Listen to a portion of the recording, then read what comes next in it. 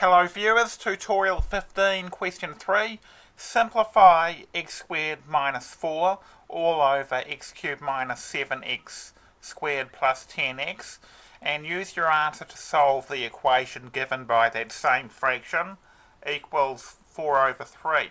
Okay, so first thing to notice about this top line is that it is a difference of two squares. 4 is 2 squared. So we've got x squared minus 2 squared, and we can therefore, so we've got x squared minus 2 squared divided by, on the bottom here we've got a common factor of x which can be taken out, so we've got x times x squared minus 7x plus 10. Now x squared minus 2 squared factorises to x plus 2 times x minus 2 over x times this bracket could be further factorised. So we're looking for two numbers that add to negative 7 but multiply to 10. Those two numbers are negative 5 and negative 2.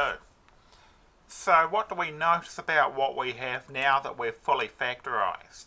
The top and the bottom both have an x minus 2, and these can be cancelled out.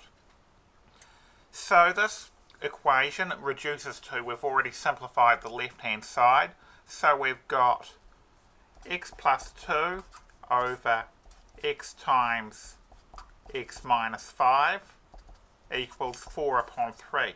Our task is to solve this equation. So we can cross multiply, so if we multiply 3 by x plus 2 equals 4 times what's on the denominator on this side. So 4x multiplied by x minus 5, and if we expand that out, what do we get? That's 3x squared, plus 6 equals 4x squared minus 20. So if we bring everything onto one side of the equation, that's 20x. If we bring everything onto one side of the equation, we get the quadratic 0 equals 4x squared minus 23x minus 6. So that's the quadratic equation that we need to solve. We could use the formula or we could factorise, and this one does actually factorise pretty nicely if we remember our systematic thing that we do when we've got something in front of the x squared there. So a times c is 4 times negative 6, which is negative 24. Looking for two numbers that add to negative 23 but multiply to negative 24.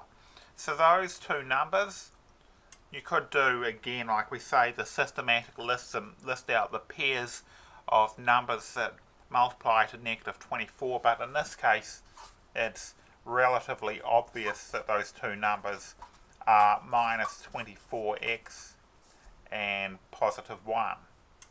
So this will be split up that middle term, minus 23x becomes minus 24x plus 1 times x.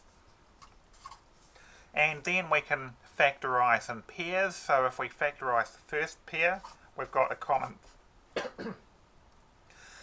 factor of 4x. So we've got 4x times, so we're factorising these two, 4x times x gives you your 4x squared minus 4x times 6 gives you your 24x plus we've got 1 times x minus 6.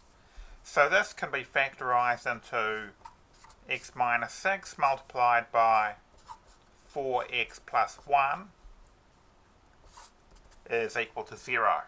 So either the first bracket equals 0, so 4x plus 1 equals 0, which means 4x minus equals negative 1, and therefore x would be minus a quarter, or from the second bracket, x minus 6 equals 0 means x equals 6. Now we should check our answer, so we'll check that 6 fits the original equation. So looking at the fraction that we began with, which was x squared minus 4 over x cubed minus 7x squared plus 10x. If we put x equals 6 into the top line, we get 6 squared minus 4, which is 6 squared is 36 minus 4 is 32.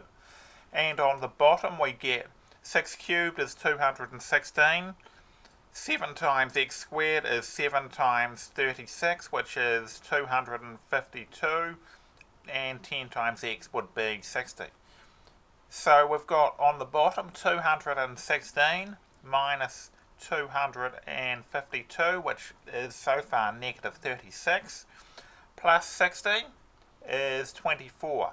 So if we have x equals 6, then the fraction becomes 32 over 24, which does simplify to 4 upon 3, and I will leave it to the viewer to check that negative a quarter fits the equation as well. Okay, thanks for watching. Over and out.